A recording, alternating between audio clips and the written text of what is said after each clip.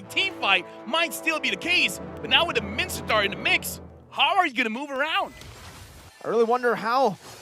We're going to take a look at the emblem straight as we get in, which this time not going to go for the war cry. That's the Roger in the gold lane. I think it was game number 1 that we saw the war cry, right? And it was Chibi, I believe. But this time Chibi, so he's just a war cry. He's a WCA. He's a war cry abuser. We saw the SPAs. Now we're seeing the WCAs. And Babe, that's an Impure Rage. No Temporal Rain even with the Angela. Nah, yeah. You're not a fan? I feel like Temporal Rain needs more experiment going on, but now Zorn is going to take quite a bit of damage, half HP, but same can be said about Yahiko as well as Apex. Oh, Chibi walking up now. Apex going to be very low, able to flicker out just in time, and Chibi goes back onto the wall. Now it's going to be enhanced side, taking Udo very low, forcing him out with a flicker. An equal trade at the start of the game, but it might actually favor T2K a bit more. That's the mid lane flicker for the roam flicker. Dude, team fight, team fight, team fight. Chibi is... You don't expect the Ling to really go for the fight, so you go for the farm, but he's like, if they don't see me coming, that's where I'll come. But now he's level 4, Yahiko's level 3, and he wants to go for the fight. Nash chain again as a Tempest Blaze, and the Terrify locks him down with a Curse Blast. Quick disengage with his own wrong Wolf Kiss. Chibi goes in, but now gets tied up, goes into the bush. The Fish Boy, not enough first blood by Bob on the Angela. Dude, Bob got 2 consecutive first bloods. One against Brute Force and now one against Homeboys. He's building his image. He's building his image. Like, he's adapting, man. Yahiko, you don't gotta worry. Bob is great. Bob, this guy's the guy who's struggling to adapt into the meta. Nets, though, it does seem like he is struggling, and I feel like this is the way. Oh man, I'm not a big fan of the Mincetar pick, to be honest with you, but we'll see after the King's Calling, right? Because level 1 to 3, we obviously won't see the Mincetar do too much, but because of the kill earlier, because of the pressure that they got, T2K will be able to secure the first turtle of the game up against Homeboys. Okay, here's the thing. Homeboys, I believe they did not expect what T2K was able to dish out, but it's one of those things you should have expected, right? Because Yahiko on his Julian needs level 3.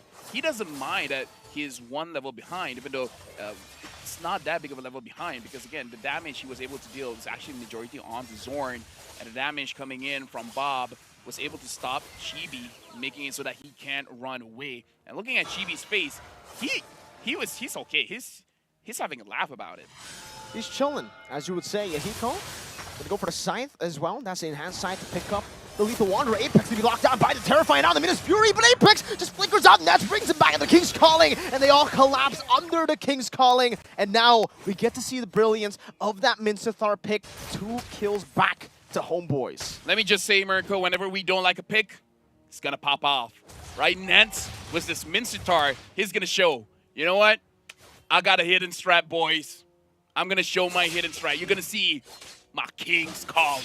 Okay, so now you understand the King's Calling. You saw the soldiers, right? He called the King. I got it. All right. So game fact, Chibi currently holds the record for the highest GPM in the major MLBB tournament game with 1130 goal per minute.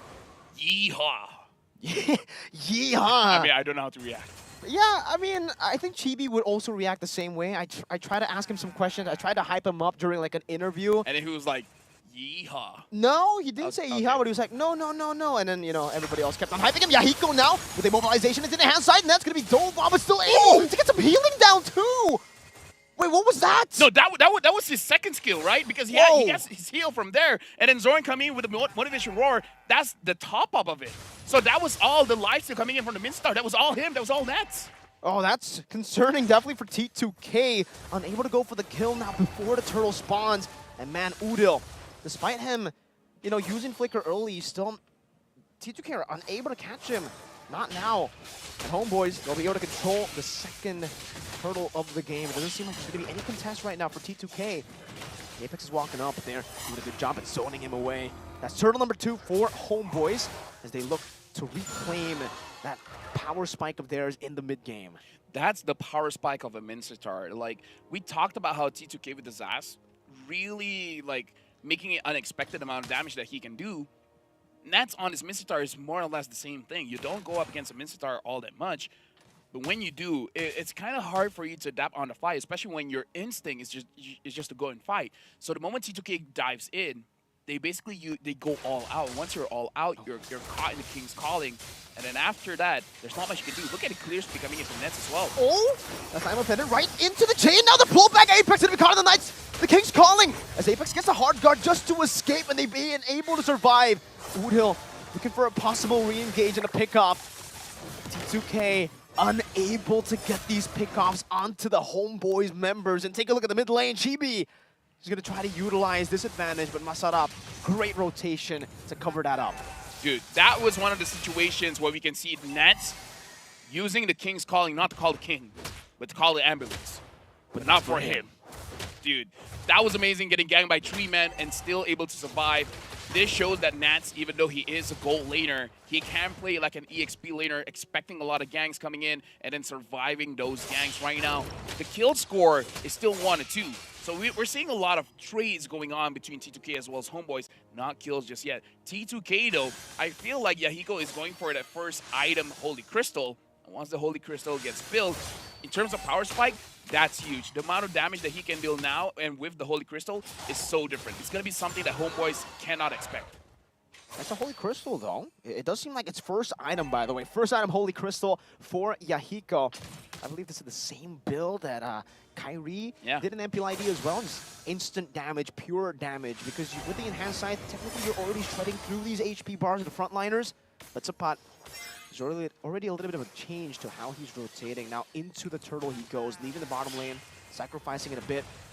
He's already dealt with a few of those minions earlier. It'll be a trade, though, in the bottom lane. Just a turret for the turtle. 2 turtles over to Homeboys, and 1 turret there in the bottom lane. Traded. What happened to Apex here?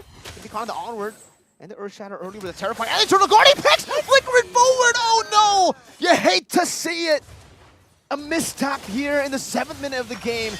Now it's going to allow Homeboys to go in. Divine Blade with the Tempest of Blades. Going to be used up, forcing the Black Dragon form to be used up defensively now, in which we'll be able to get a trade off in the top side of the map, getting that tier 1. And luckily for T2K, despite the loss, it was only just a roamer, and the gold lead isn't that far off from them. Because right now, I would say T2K, they have the right ideas, right? If Homeboys is mid, you go to the sides. If they're at the side, you go for mid. Basically, you want to try to avoid a team fight, because what T2K can do right now is to get pickoffs. I feel like that's what they should be aiming for, because let me ask you the question.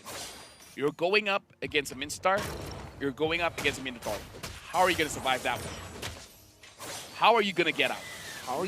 Not talking about the Vexana's chain CC, not talking about the Edith. How are you going to get out of a Minotaur as well as a Minotaur? Yeah. Right as you say, we don't talk about the Vexana and the Edith. They missed their skills, but now into the King's Calling. They all get pulled in. Like you said, LaFell, we don't even need to talk about the Edith and the Vexana who missed their skills, because it's all about the Minotaur and the Minsithar. How are you going to get out of that? You know what that's called? That's the King's Fury. I thought you were going to say the Minuan Calling. That would be pretty cool, too. I think both Sapat, again, now walking up, trying to zone them away, and successful at doing that. Now the gold lead. Look at that attack speed. Is getting a bit crazy. Nets with the attack speed. I believe he has the attack speed build, right? Yeah, That's why he's just boom. Dude, let's look at the King's Fury, where he brings them in, use the King's Calling, and then the Minuan Fury comes in. And after that, it was a very clean setup, making it easier for the rest of Homeboys to go in. Another Earth Shatter there. Apex able to pull him back into the site. But now Apex gets caught in the bad spot. Doesn't have the flicker as well. Was just down for 1 second. One more second, he would have been able to survive, and that was going to be dive from Masarap as he goes over to Black Dragon form. But his Fury is able to catch him now into the King's Calling. The Petrify connects by Masarap, still able to walk away, and Witch will tear them apart. That's a double kill for Witch as he goes for more. A triple and Odil will be taken out. Yahiko gets a Maniac in game number 1. Now it's Witch's turn. What is up with T2K Esports? They're trained to kill. They're trained to kill. They're trained to get Maniacs, man. Maniacs on 2 different members on 2 different games, and now they got the Lord. JB, what are you doing? 1v4, Defiant Blade getting the shutdown now as he goes over to Pinch Voice, but gets caught on the wall and will not be able to go for more. A shutdown. And that's T2K, who get incredible value. Dude, I'm speechless. T2K found an opening. Let's look at the opening again. It all comes down from the Black Dragon form as well as the hard guard being able to isolate 3 targets. During this time, the Ling was nowhere nearby, so even with a very good engage, the damage is not going to be there. In which I'm unsure whether he has the Sky Piercer or not, but if he does, then that would have showed how strong the Sky Piercer is in that kind of situation where you make low targets into a Maniac. That's super scary now. Spot able to get away just barely there. There's an Eternal Guard used up as well to deny the chase. But now they will continue with the sieges up top. Oh, flicker forward, but gets terrified down. Good prediction by Udil. Onward into everything. Petrify locking him down, but Venus Fury knocks every single member up except for Yahiko, who's able to escape with the enhanced sword, which can be chased down now as Masarup dives into the back line. Zapat's still able to survive right now. Is that 4 members taken? No, the DOT Masarup continuing the onslaught of damage with the passive as Chibi will be taken low. Able to pinch points into the wall of Bob. Somehow, some way, gets the heart waves onto the wall. 3 for 1. Dude, T2K, they might end this right now.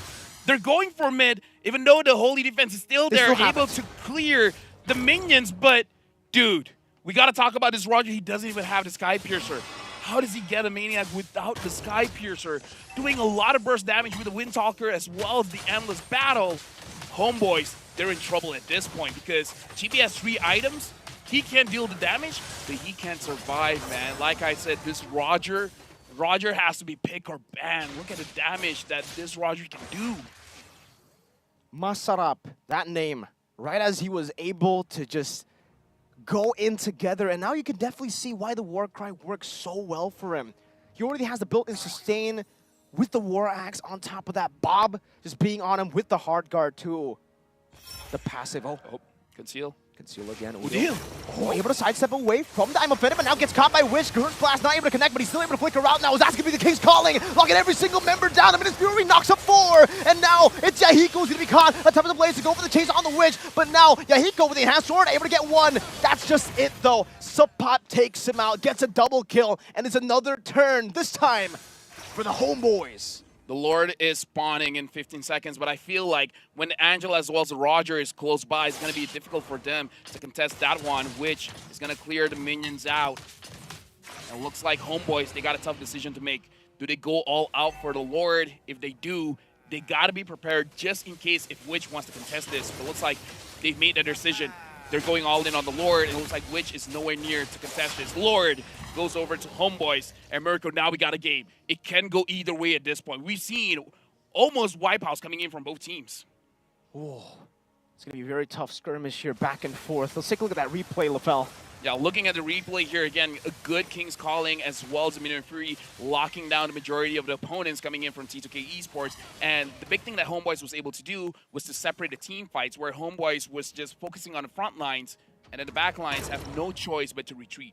It's all about using that combo, right? If you get the King's Fury, King's Fury. Is that what we're going to be calling it now? Fury. King's Calling plus the Minion's Fury, in case you guys just dropped in. That's the King's Fury combination that Homeboys have the win con. That was their win con. But whenever T2K are able to kite, able to layer their damage, but dude, bait some of those resources, then they get the win. We got to talk about the combination between the Yuzong as well as the Angela, the Heart Dragon form. I got nothing better than that. The Heart Dragon? Yeah, the Heart Dragon form. That's that the doesn't best. sound menacing. You know, like King's Fury was great. Okay. Heart Dragon form. Not everything's a 10. Okay, I'm trying my best. It's okay, LaFell. Maybe you could have been like the Black Guard.